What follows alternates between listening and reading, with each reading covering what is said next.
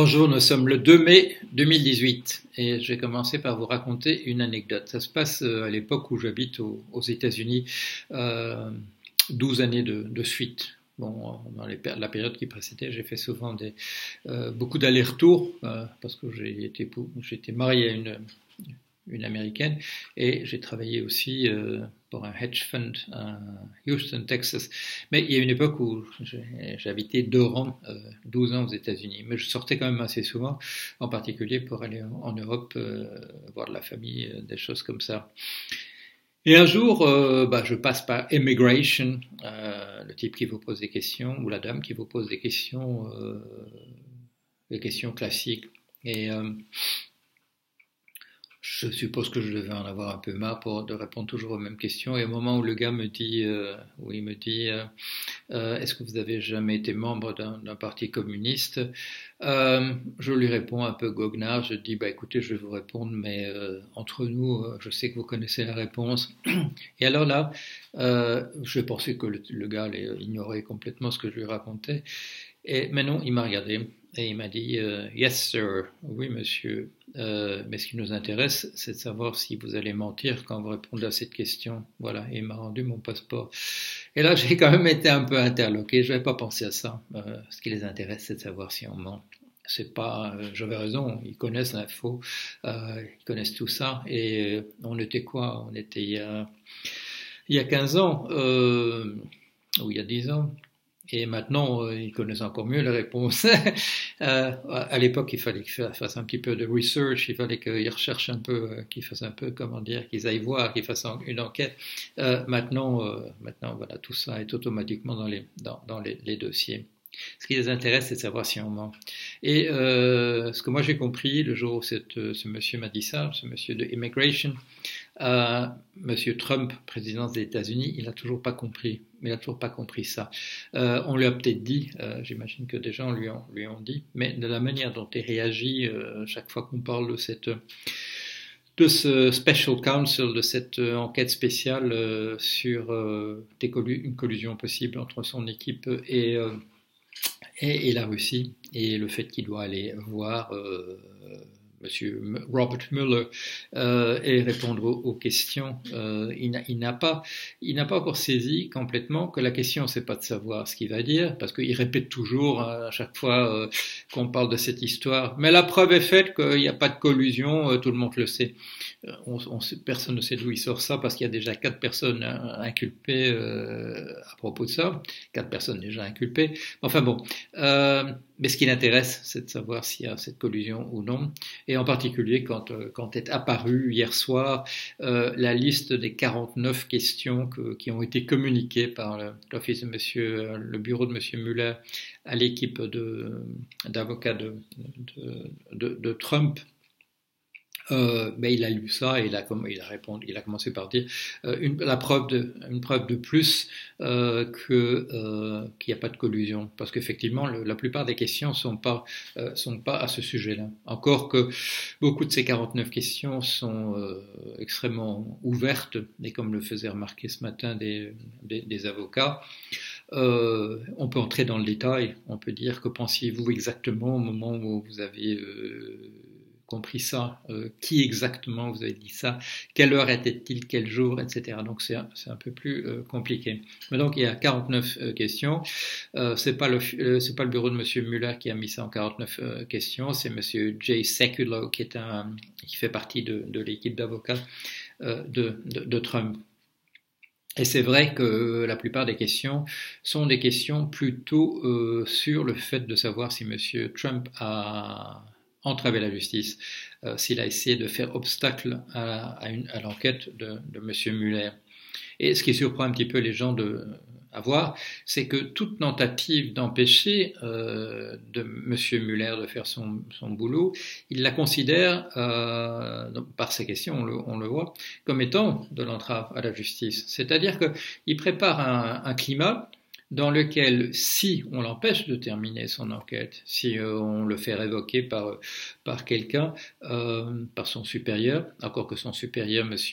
Rosenstein, a fait une déclaration hier en disant qu'il n'accepterait pas, il résiste au fait on essaye de l'extorquer. Évidemment, le mot c'est extort en anglais, c'est pas exactement c'est extorquer en français. Ça peut l'être dans certains contextes, mais c'est surtout racketter, ce qu'on dirait racketter. Il dit, je résisterai à toutes les tentatives de me racketter.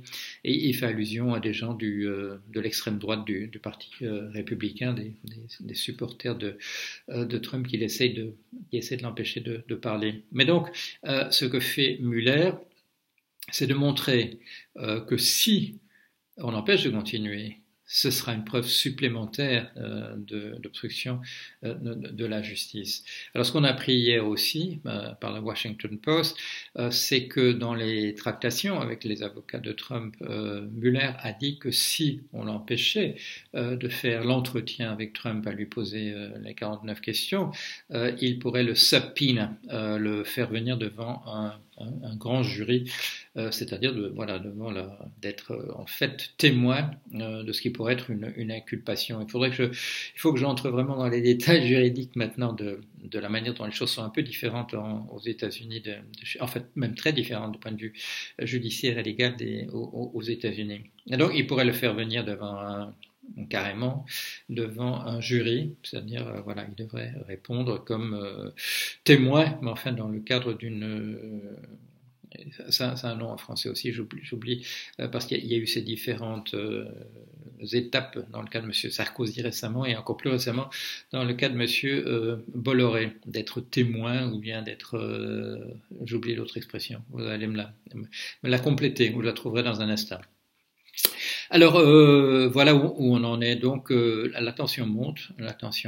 Ce qui est bien, c'est la déclaration de M. Rosenstein disant je continue de jouer mon rôle d'être numéro 2 du ministère de la Justice et je ne me laisserai pas impressionner par des tactiques de gangsters. L'attitude de M. Trump a changé du tout au tout vis-à-vis de cette question de se présenter, d'accepter de répondre aux questions après qu'on a fait un raid, après qu'il y a eu saisi des dossiers de son avocat. Ce qui fait penser, bien entendu, qu'il y a un rapport entre les deux. Il était prêt à répondre et là, il est plus prêt à répondre, probablement parce qu'il sait ce qu'on sait maintenant sur lui. Et donc, en fait, il a quand même peut-être compris ce que moi j'ai compris devant cet officier des douanes là l'autre jour, enfin il y a longtemps, c'est que ce qu'il faut surtout pas, c'est dire le contraire de ce que la commission en face de vous sait déjà. Alors, voilà où on en est. Si M. Trump devait se retrouver devant un grand jury, là, ce serait une première. Ce serait une première dans l'histoire des États-Unis. On avait menacé Kenneth Starr, celui qui était l'équivalent à l'époque de Clinton de Mueller maintenant avec Trump, avait menacé Clinton de le faire, de faire venir devant un grand jury. Et finalement, Clinton avait accepté de répondre aux questions comme on en parle maintenant vis-à-vis de Trump. S'il y avait un grand jury avec un président, ça ce serait une première dans l'histoire des États-Unis. Il est probable que la chose irait jusqu'à la Cour suprême. Alors, vous le savez, la Cour suprême aux États-Unis, c'est par tradition un truc de droite, et à certaines époques carrément d'extrême droite. C'est un truc extrêmement conservateur. Si les États-Unis sont devenus une oligarchie plutôt qu'une démocratie, c'est en grande partie grâce à des décisions de la Cour suprême qui l'ont permis. En particulier la possibilité pour les firmes d'injecter des quantités quasiment illimitées dans les publicités dans le cadre de campagne électorale.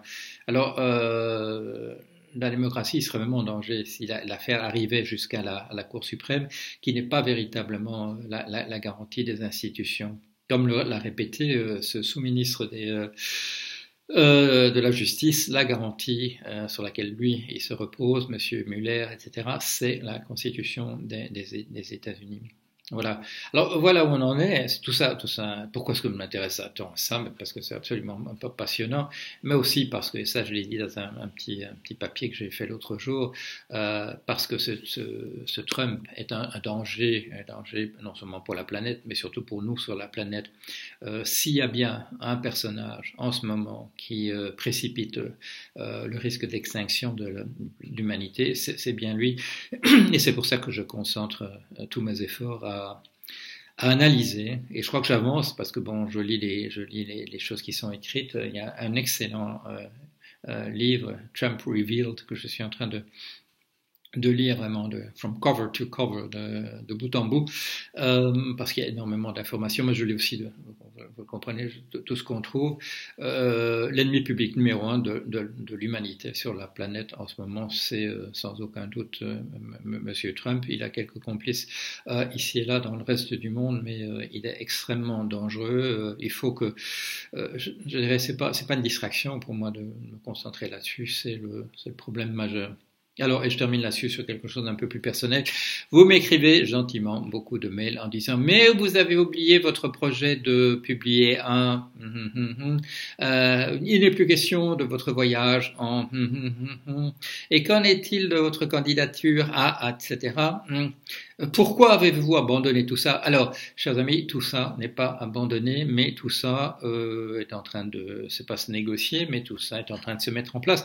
Et je vous en informerai en temps utile, mais pas avant. Mais rien de tout ça n'a disparu. J'ai pas changé d'avis sur toutes ces choses-là. Ça va se faire, mais il y a des contrats signés, il y a des décisions à prendre sur des dates auxquelles les choses se passeront, le cadre dans lequel ça se passera exactement, si c'est pour 1 mois ou si c'est pour 3 mois, et ainsi de suite. Mais en tout cas, merci pour votre souci et pour les questions que vous me posez.